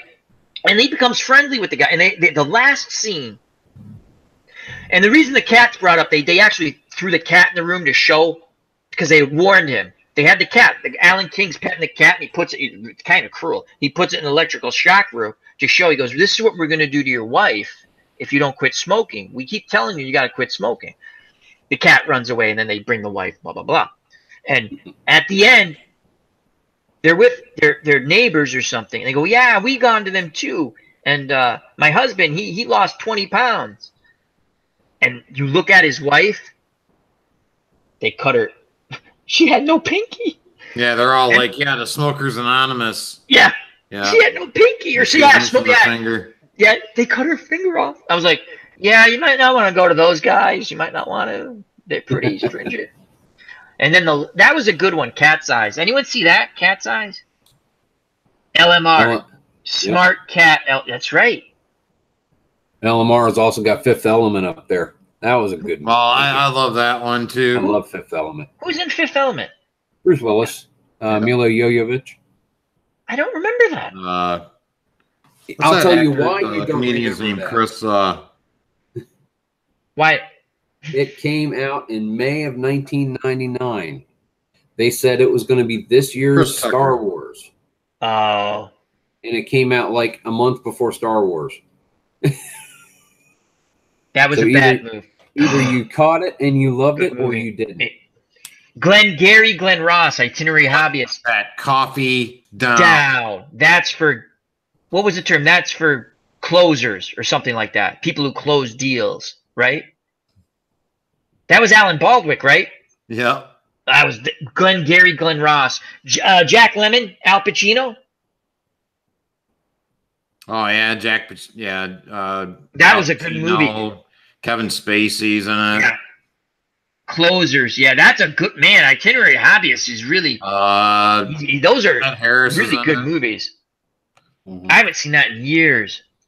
What were they? Siding salesmen or real estate sales? I can't remember. Yeah, I think so. That coffee's for closers.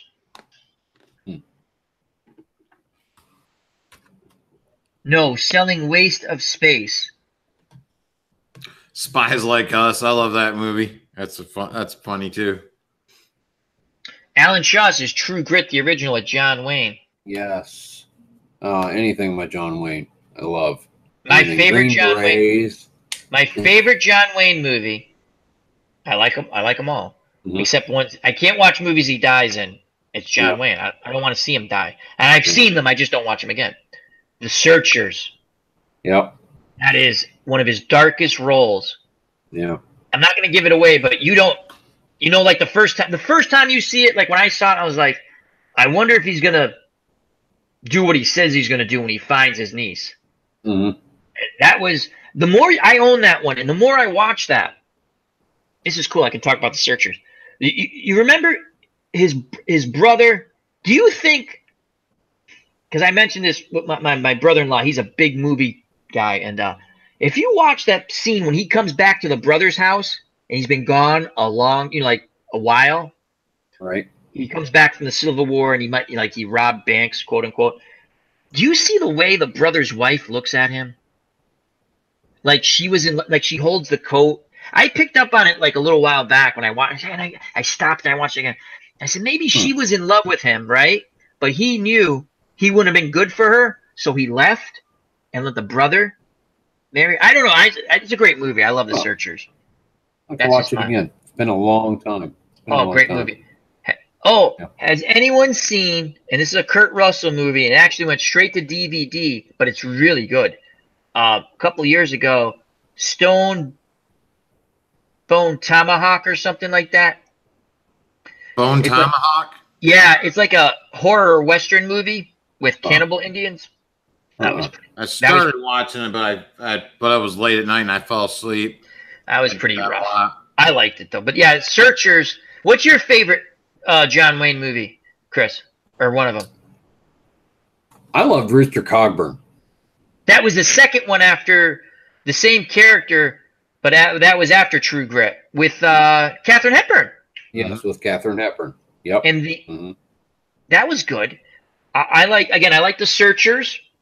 I always like the Alamo, regardless of it. Green Berets. Green Beret. Green Beret. I love that one. George Takei was in that. Yep. He played a South Vietnamese. Yeah. The one that was helping him. Yeah, as opposed to sappers. Yeah. I'll tell you the ones I can't watch. The one where Bruce Dern kills him, the Cowboys, with the young kids. When Bruce Dern kills, he has to drive. Was that True Grit? No. He has to drive cattle, and he he doesn't have a crew, and he has to hire all these young kids. Which one was that? Shoot. I think it's called the Cowboys. And Bruce Dern goes, well, why didn't you hire us?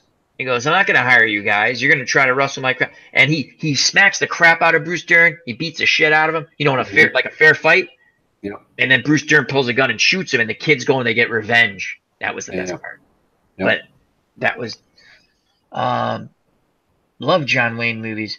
Then the Quiet Man, which isn't a Western. I like that one. He's an ex-boxer in Ireland. Yeah. I like the Alamo, as I stated. I just watched that last month. That was a good movie. Yeah. He produced that. Movie. And the good thing, like John Wayne's like Adam Sandler in a way, like he only worked with his friends. Mm-hmm. Like that's why you always saw the same people in all of his movies. Yeah. Yep. So that's kind of cool when you can do that. Oh, what was the Rio Bravo, the one with Dean Martin, and then they remade a remake, Rio Lobo, and that was with James Caan. They're all good. Yeah, I don't think there's some of the early stuff. If you see the real early stuff in the 30s, they're not so good. But there's not a lot of movies. Those westerns are very cheesy in the 30s. The Longest Day, Mike McAllister. That's a great one. You want to talk about taking a list and writing down? Okay, Mike McAllister, welcome to the chat. That's right, Mike. Mike was here earlier. Cool. Mike was here earlier. I don't know if you missed him. He was. Thank you for coming back. How are you feeling, Mike? Hope all is well. Yeah, The Longest Day was a great accounting for Normandy. It really was. That was probably one of the better World War II movies of its day. Yes, I think it was fairly historically accurate. I mean, again, you can't compare it to Saving Private Ryan. The gore factor, I get it. Good Private Ryan. Saving Private Ryan, or even something like Band of Brothers, or something like that. You can't. When people bring it up, and really, you have to understand the way movies were made then. But when it comes to historical accuracy, I think, and Yeah. there's good action. My favorite scene was there's a lot of good scenes in that. The British pilot gets shot down. You don't see that, but like it's Bert, the guy who was married to Elizabeth Taylor like a gazillion times. Lancaster? No. Shoot. Who is Richard the guy? Burton. Yes, Richard Burton. Yeah. Yep. He's an English fighter pilot, right? Or a pilot, and he's sitting there, and it wasn't Fabian, a young kid gets lost from his American soldier gets lost. I don't know if this really happened, but it was cool they threw the story in because you could imagine this happening, right? Because their units get dispersed when they're dropping in the parachutes and stuff. And he goes all day. He sees a dead German soldier, right? And he finally he hooked up with some people and he got lost again. He finds this guy, goes, all day I've been running, or all night I've been running to gunfire to try to find people. And by the time I get there, there's no one there. And the English guy's like, sort of, that could be a good thing, right? And he's all messed up, and his morphine's wearing out. And he goes, do you have morphine? He goes, no, I don't have any morphine. He goes, because my morphine's starting to wear out. And so they're sitting. He goes, you have a cigarette, Yank? And he goes, yeah. So he gives him a cigarette. And they're sitting like say we're up against the wall, and he's sitting there and they're talking, they're smoking. He goes, he came out to get me. Yeah. He goes, he came out to get me, and I got him first. Forgotten about that. And he says, do you notice something? He goes, what's wrong with him? And the kid's like, looking, and he's looking. No, I don't get it. He goes, look again, Yank, look again. And he goes, oh, he goes, you all right? He goes, I hope that guy comes back with the morphine. And he goes, look again, Yank. He goes, no, I still don't know. He goes, his shoes are on the wrong feet. He died with his shoes on the wrong feet. I'd forgotten about that. It's a fun. I mean, it's not. It's. I mean, it's some. It's kind of a funny scene. It's one of my favorite. Then the British paratroopers are supposed to hold a bridge, a small bridge, and I actually saw this on the History Channel too. So they had nothing that could really stop a tank, and even though they weren't the heavy tanks that came at first, they had like this thing that basically launched like a big hand grenade. It would take like a miracle to stop anything. And so they go bring up whatever the gun's called, right? And the tanks come and they're sitting there going, he goes, now put it on it, put it on it. And the thing bounces and hits the tread just right. And this really happened because they had an interview with the real guys, like, you know, before they passed away. I mean, on History Channel, right? They're supposed to hold this little, like, take this bridge and hold it. And it blows up the tread. And now the Germans retreat because they think they have some sort of heavy guns.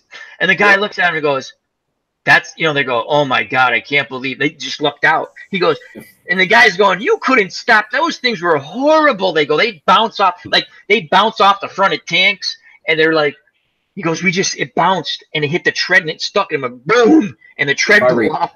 If I recall, that was inland from Sword Beach, and it was like a younger division of British soldiers that weren't expected to really do anything offensive. They were just supposed to help hold the bridge. And turns out the entire German arm, the Panzers, were to the east of that, and they had to come across that bridge. And they hit. I don't know if it was a Panzer at first, but they hit like a lead vehicle that this thing shouldn't even dented, but they hit it just right. And those guys thought, oh my God, they got big guns. We're gonna run into this, and they went back to regroup, and that just gave them enough time to hold that bridge. Yeah. So that's a lot of interesting stuff there. That's a great movie. I have that on VC. I don't have that on DVD.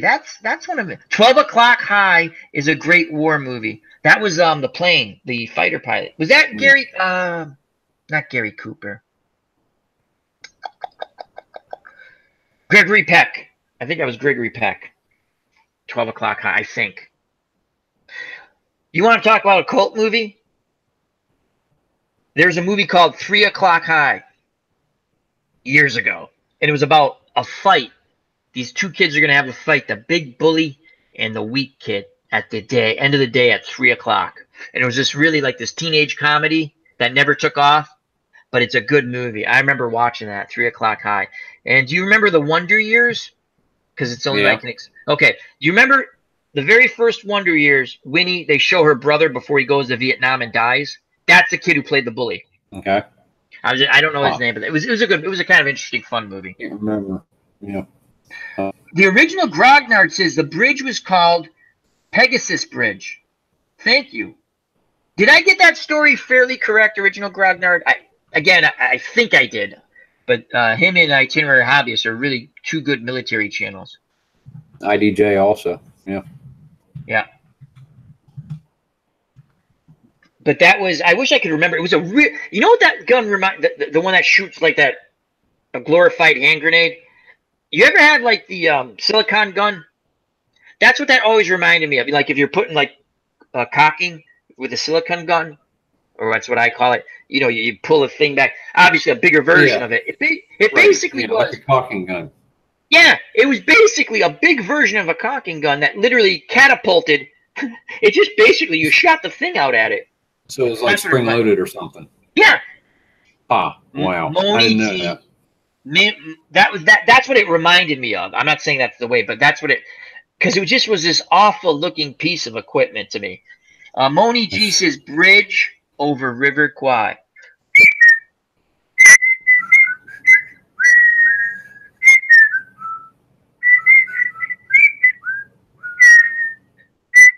Great movie.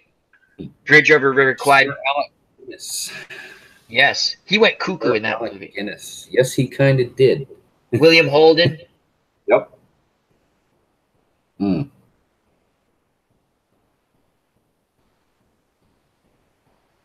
The original Grognard says personal infantry anti-tank, and yes, it was a spring-loaded. Okay, so I'm not imagining that. See, I kind of remember that they put the thing on. It was a horror. To me, that's like, imagine that you have to go up against a tank. It's like it's a rubber band load. Go ahead, fire. Yeah. Hmm. Obi-Wan. Did someone just bring it back around to Star Wars? Yes. Yeah, someone just brought it back around to Star Wars. Unbelievable. That's Jabba the Hutt. Yeah. Banka Wanchi Gokpa. Sulu. Sulu. That was, see, that's the meaning when Dawg Sidious says when you watched The Empire Strikes Back, and he says, and he always says, like, you were wondering, like, was Han Solo dead? What's going to go on? Is Darth Vader really Luke's father? You know, so many fun questions. A cliffhanger, if ever there was one. Two of them in the same movie. The Itinerary Hobbyist says the best thing about the spring-loaded Piat, if I pronounce that right, is there was no backblast. Well, that could be true. Actually, that is true. I don't know if I like the spring-loaded thing. I don't. Of course, if it had less working parts and less to go wrong with it, I mean, didn't have to worry about misfires or explosions or anything. That's a good point. Didn't have to worry about sound reporting, so people would know where it's coming from, I suppose. Yeah, I mean, that's what I remember, because, again, it was a movie, but then the History Channel. Mechanical. Yeah, the History Channel actually interviewed those guys. Again, I'm not saying right for the movie. I'm just saying I remember seeing an interview with guys who were on that bridge, and they go, yeah, we had this thing, and we literally, that couldn't stop anything. They go, you had to hit it like right in the tread, perfect. And like, we never, they practice, you never hit the thing in the tread, and they lucked out. It took the perfect bounce, went in the tread. Wow. Yeah. Providence. You're right. Man. So, oh my Lord, it's 1:42. We've talked about movies, Star Wars, sports, cars, TV. I haven't talked about porn yet. No. Well, we sort of did. Boogie Nights. Let's not start. There's lots of parody. Yeah, let's not start. Let's not start. Let's not. Let's not start. Let's not go there. Moni G says, Strat, I love how sparkling clean your glasses are. Why, thank you. Moni G's wonderful, wonderful person. LMR is laughing at something. Hand me Boogie, Moni G says. I'll say it again. Boogie Nights, no matter what the subject matter, was a good movie. So I liked it. And As LMR says, I have to go, my lovelies. This cool pillow is pulling me back to sleep, LOL. As Dawg Sidious says, good night. We'll go for a little bit longer. Night, What is it? LMR. That's another big Game of Thrones fan. Do you watch Game of Thrones, Chris? I watched it for the first couple of seasons, and then about 2 or 3 episodes into season 3, I got tired of we're going to have huge sex scenes just because we can. It just got old. So I haven't watched it for a few years. Yeah. Still pretty good, though. Still pretty good. It really had a great start. And I wish there was just, it's not a hang up. It's just like, really? I mean, you don't have to have that kind of a story, Yeah, it's going to be in there once in a while. Yeah. Because that's how it would have been. Yeah. But it seemed like they focused on it too much. For me, anyway. No, that's fine. That's a valid point. If something, that's a valid, they did have those scenes. So. Yeah. So, no, it was a great story. The books are awesome. The books are awesome. I finished the first 5. We're waiting for what do we tell him, Dawg? Step away from the buffet. Step away from the buffet, George. Finish the books.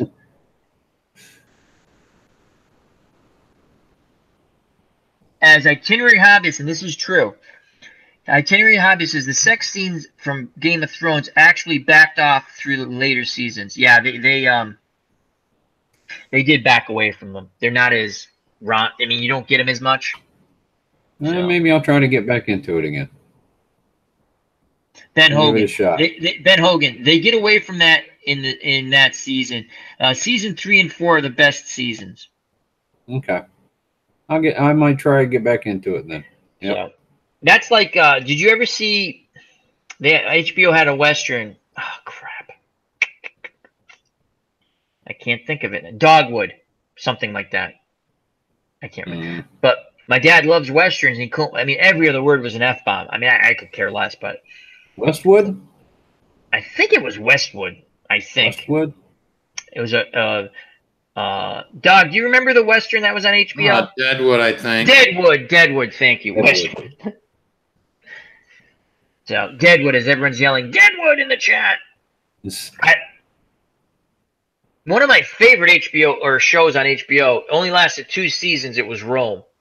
And that was one of those ones they took like historically stuff that really happened in history, but then they added fictional characters like these 2 soldiers. And what if they were involved? I like that. Right. I like that. Probably my favorite HBO series of all time would have to be John Adams, based on David McCullough's novel. And Giamatti and he played, what's her name? Shoot, that played Abigail. I don't remember. Laura Linney. Yeah, that was pretty good. Fantastic series, man. I love that series. Probably my favorite president, John Adams. That was a good series. Yes, it was. Was it now the guy who played John Adams? Was his dad the former baseball commissioner? No. Paul Giamatti and A. Bartlett Giamatti weren't related. Okay. Not that I know of. For some reason, I don't think they were. Yeah. Same name, though. Yeah. Yeah, Giamatti. Yep. As Moni G says, wow, Al, I loved Rome. Yeah, Rome only lasted 2 seasons. It was kind of perfect because it kind of closed the story out. And they do the whole Julius Caesar thing and Et tu, Brute. But they add those 2 characters who go from soldiers basically to gangsters in old school Rome. And they were the likable characters. And it was interesting. And it took me, it's funny because sometimes you watch a show and I wanted to get into it. And I'm like, oh God, like the first 2 episodes were the character build up and finally got past those. I'm saying, I'm just going to sit and watch. And it got really good. In my opinion, I liked Rome. I liked it. It was interesting to me. So, Dawg, what's your favorite HBO series? Is it Game of Thrones? Yeah, that's about it. We're not big Westworld fans. No, I don't. I'm not a Westworld fan. I tried to like it, but yeah, I should have stopped after the first episode. The original Grognard says about Rome, the 2 fictional characters were actually soldiers and were mentioned in one of Caesar's writings. The writers just embellished their roles. Hell, most of Rome was embellished, especially the Civil War. I liked it. So that's kind of cool. Good information, the original Grognard. And we're coming up on 148, and I think we're coming to an end. And I appreciate everybody who came back after my foobar when by accident I got rid of Chris. I didn't want to do it. So we closed down. Yeah, we had the please standing by sign up. Yes. As we had technical difficulties. And I just want to say thank you to Dawg Sidious, who did a wonderful job as I was frantically trying to figure out how to get Chris back in the chat. And I thought of something the IT guys always tell me at work. When in doubt, reboot. So we shut down, we came back, and we had a good time. We had a fun discussion. And what we want you to do when you come to these chat, and our next one will most likely be on Dawg Sidious's channel next week, I believe. And what we want you to do is, again, Dawg will have his subject matter. It's going to be, you know, what he wants to talk about. But then I think what we like, I'll throw it up. We like when the chat throws stuff out and we just like riff or whatever you want to call it. We just bounce stuff off each other. I know I like that. How do you guys feel about that, Chris and Dawg? I like when we just. I like the open mic format for the second hand. And yourself, like Dawg? Yeah, that's fine. Yeah, if folks in the chat have something they want us to discuss, or we can leave it open too. So yeah. So Dawg, do you want to do it on your? Are we gonna? Sure. Do it next? Okay. So next week we'll be on Dawg Sidious's channel, and we'll have a lot of fun. So thank you very much to Bubba Husky, Moni G, the original Grognard, Ben Hogan, Itinerary Hobbyist, LMR who just left. Also, think about movies you want to see when we get this scored up. We have quite a few of them in there. And I think which one had the most was Office Space and Flash Gordon. Flash Gordon, right? Yeah.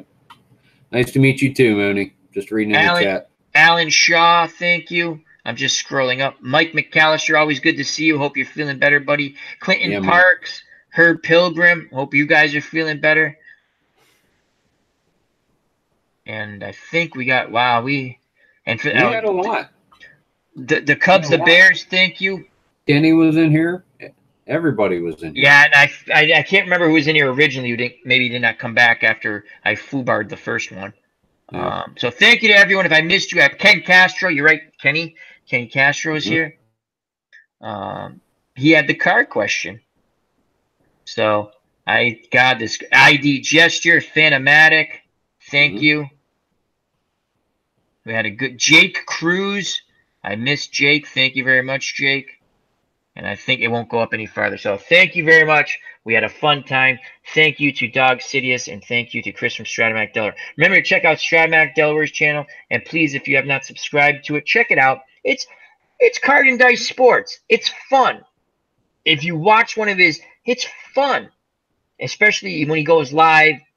Now, you tend to do more recording just because the time constraints, I guess, you know, with your, but even that, it's fun. It's a great channel. And when he does sibling rivalry with his brother Ron, and when's that coming up? Next week, football? Hopefully next couple of weeks. I got to get up with him so we can find a time to do it. But definitely, I want to see definitely because his schedule is so wonky sometimes. But it coming up soon, we're going to have some football. Awesome. Yep. Awesome. Yep. And Dawg Sidious, once again, saving the day for Al Red Sox fan who can find new ways to foobar things.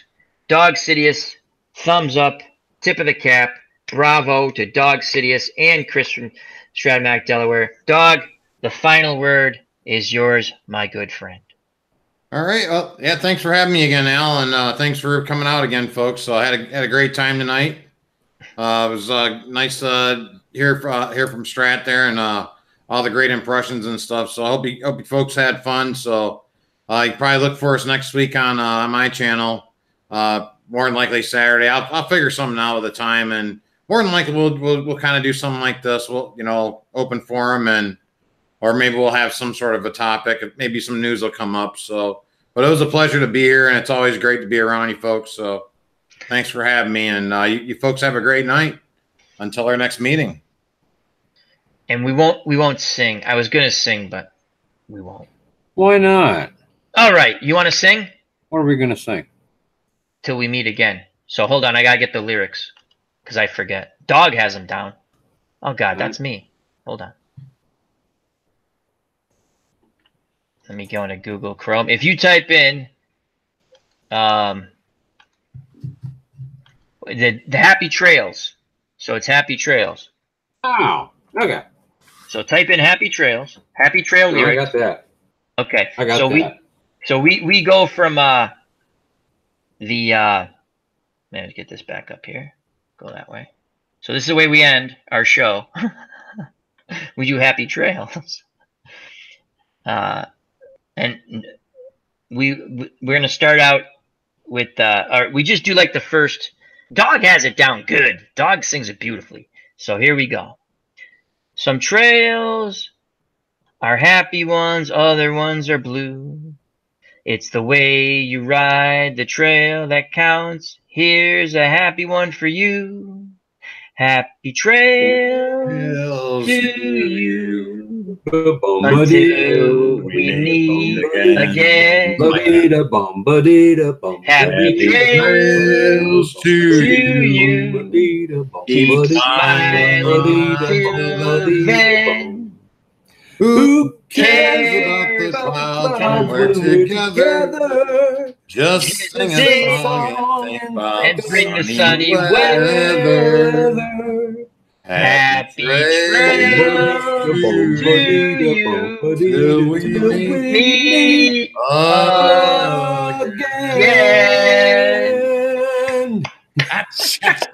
again. Bravo. God bless. Dude, order 66.